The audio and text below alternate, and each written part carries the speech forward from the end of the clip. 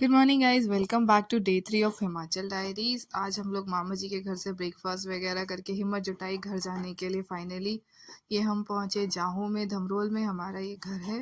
घर के चारों तरफ खेत हैं काफ़ी, तो अच्छा है, शांति सा माहौल है यहाँ पे।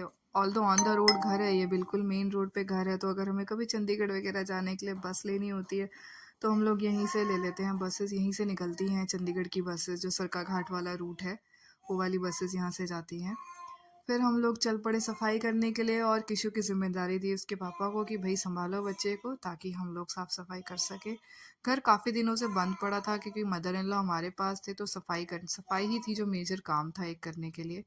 नीचे की जिम्मेदारी उन्होंने उठाई, ऊपर के एरिया को साफ करने की जिम्मेदारी मैंने उठाई, और हमने सफाई शुरू कर दी। झाड़ू पोछा वगैरह हमने सब लगाया ताकि जल्दी काम खत्म हो सके। अभी ये डिसाइड नहीं किया था हम लोग कि वापस आ रहे हैं कि नहीं आ रहे हैं, तो इसीलिए करते रहे काम। बस फिर मौसम का जो फोरकास्ट था, वेदर फोरकास्ट के अकॉर्डिंग देखा था कि भाई कल बारिश होनी है, तो इसीलिए फिर डिसाइड किया कि आज ही चल पड़ते हैं, जाना तो है ही।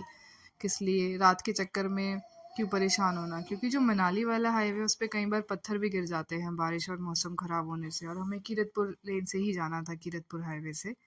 तो फाइनली डिसाइड हुआ कि जा रहे हैं, फिर काम ख़त्म किया। ये मामा जी से लाए थे हम लोग गलगल, टमाटर, मूली वगैरह उनके खेत में से। फिर लंच बनाया, लंच में बनाए थे पुलाव। ये किशु लगा हुआ है अपनी दादी के साथ पुलाव डालने में।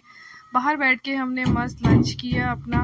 लंच करने के बाद हम बाकी का काम करने लगे, जो सामान हमें रखना था। ये घर हमारा आधा है, मतलब आधा चाची जी का है और आधा हम लोगों का है।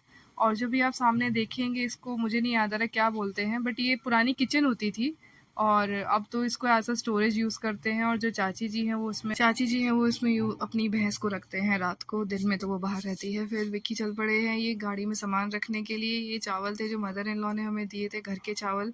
वो कहते वहाँ से खरीद के खाते, सच तो ले जाओ। इस बार हम गाड़ी में भी गए थे तो कैरी करना भी हमारे लिए ईजी था। फिर ये सामान रखते हुए विक्की बाकी का, ये किशु आ रहा है अपनी दादी के साथ। हम लोग चल पड़े थे अराउंड 3 to 3:30 हम लोग निकल गए थे यहाँ से। ये जाहू का ब्रिज है जो हम क्रॉस कर रहे हैं।